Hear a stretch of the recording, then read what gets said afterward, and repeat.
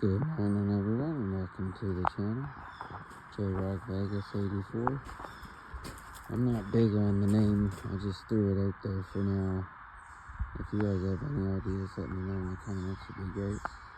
I'll just leave it like that for now until I think of something better.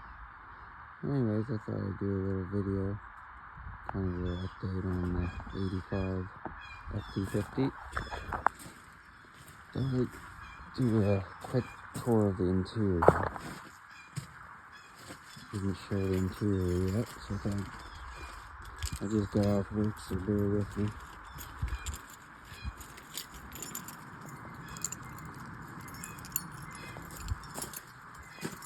Yeah, check it.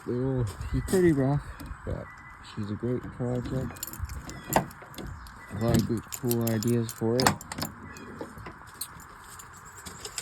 Anyway, the floors are pretty much shot. As usual, cowl leaks that these trucks have. The water trickles down, rots out the floor on the cowl area. Took the transmission tunnel cover off, and just because that's rotted out, I gotta get another one of those. But that's to be expected, the old plow truck. So you should get the C6 automatic, the good old 3-speed C6. Can't beat that, so I'll definitely run that. I was thinking about converting it over to a 4-speed, but I'd like to keep it original, so probably can't beat the old C6s, so maybe put a shift kit in, give her some firmer shifts. Yeah, the interior's pretty rough. The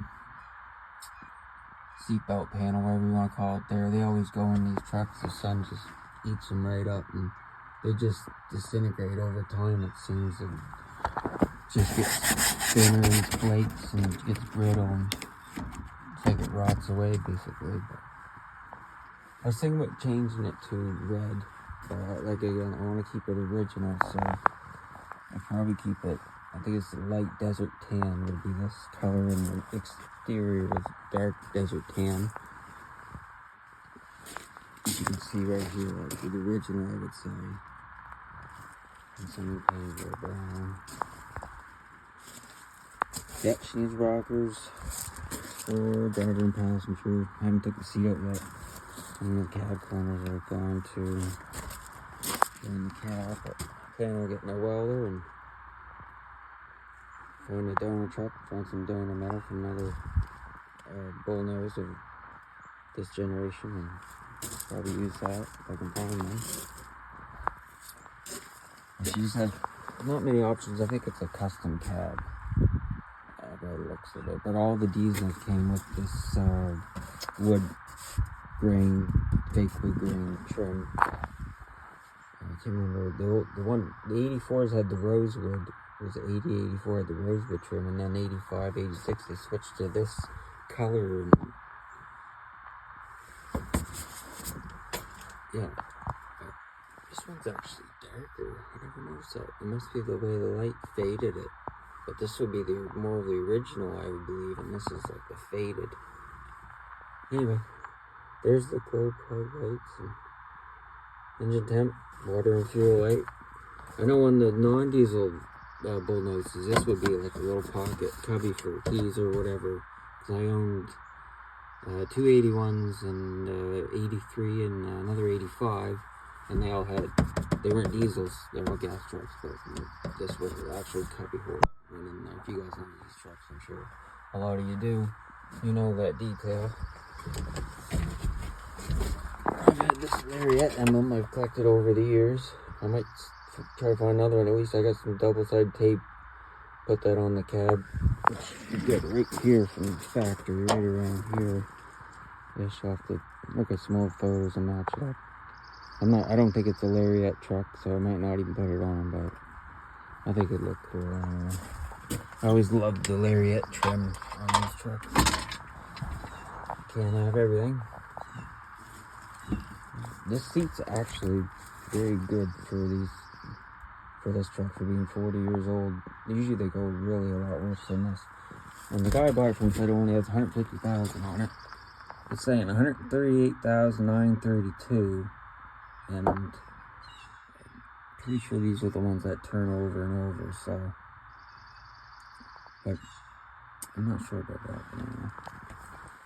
Doesn't really matter.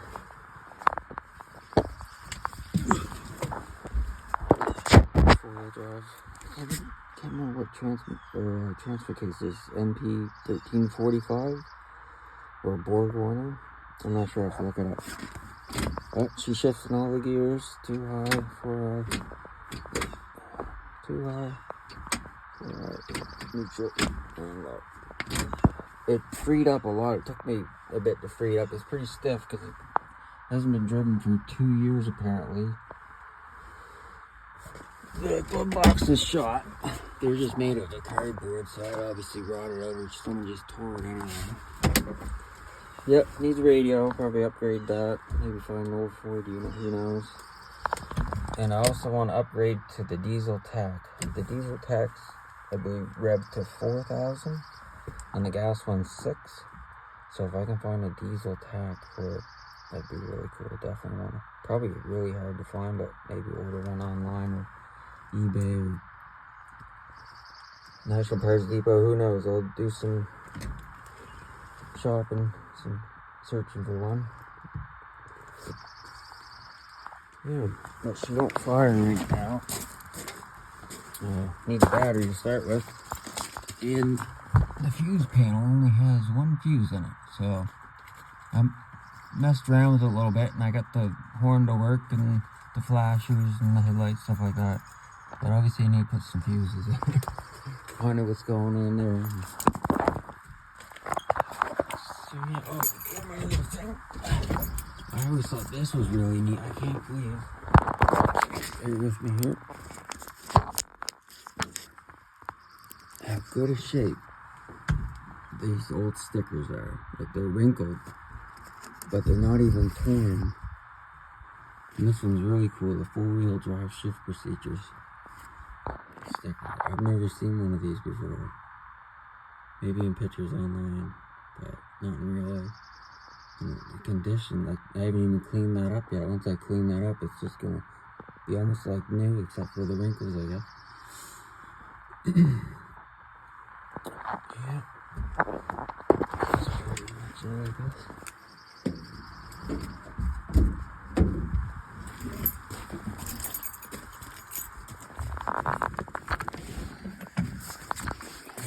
Still got, this one must have carpet, so this must not have been a base model. I'm not sure if all the diesels came with carpet, but I know the diesels came with this sand deadener material. And I remember seeing this in other Ford products from the 80s, like Escorts and Tempers. I guess they all probably had them, especially the passenger cars. But I think this stuff trapped moisture and made them rot out more, so, but that was part of the diesel package, because obviously the diesels were so loud, they quieted down the best they could. But anyway, maybe we'll put carpet in it. But behind there it is relatively seedy, so I was thinking about doing a cab swap on it, but like I said, I want to keep it original, so I'm going to try to fix it. I've seen worse. Seen better and seen worse, but she's definitely savable. Give you the engine right quick.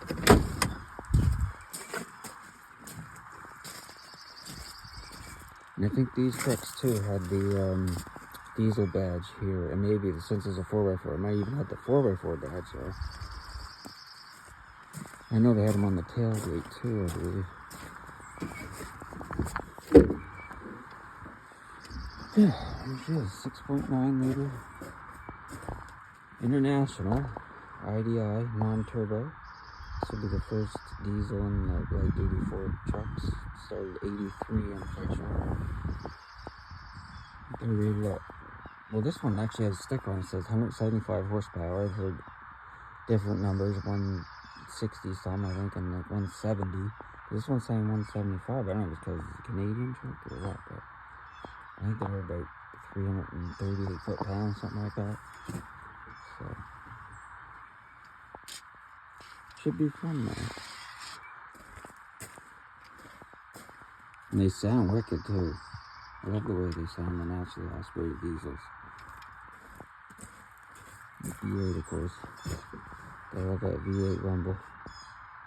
Even if it is a diesel, I'll still dig it.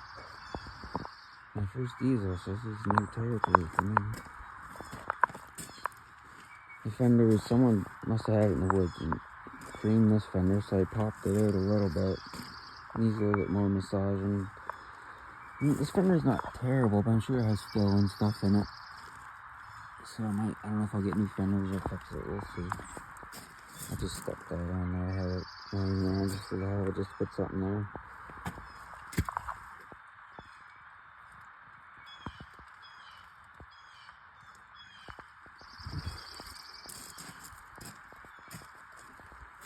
This door doesn't open all the way.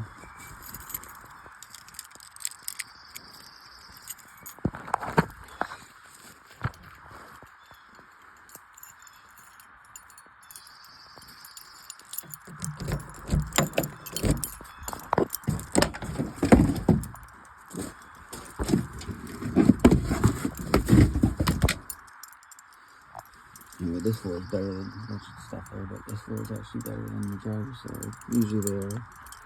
And Walker's right here, but cab corner.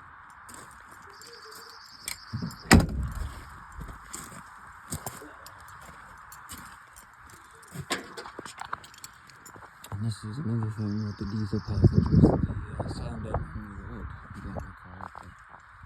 There's a Royale diesel. So yeah, I want to give you a picture of the exhaust on it. It's got dual exhaust on it with no muffler. Someone rigged up on it. It's pretty rad. It should sound pretty wicked too.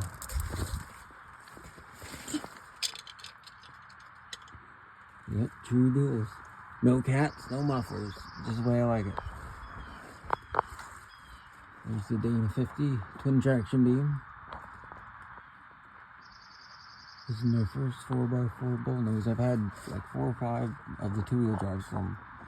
This will be a new experience for me. Here's the transfer case, factory skid plate. Yeah, I'm pretty sure that's a Dana 70. I don't know the gear ratio yet. Just jacking up and spinning it, or just checking the VIN to find out. We'll see. Anyways.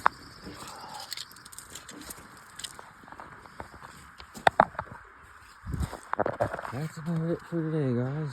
Give you just a little update. I've been working a lot, so I haven't had time for it, and I got 4 kids, so I don't have a whole lot of time to work on this, but definitely every chance I get. Next thing I'll probably do is clean this frame up and put some rust preventative paint on it, whatever that stuff's called.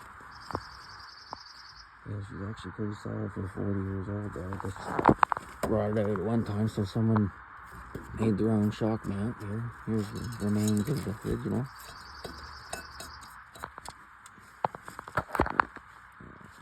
Actually, it's supposed to, but even that one needs to be replaced. You get pretty seedy. Yeah.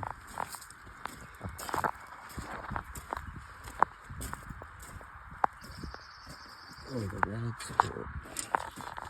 I'm not sure. I think it might still be good. I'm not sure about this radiator though. Pretty rough. Anyway, guys, over and out for now. See you on the next one.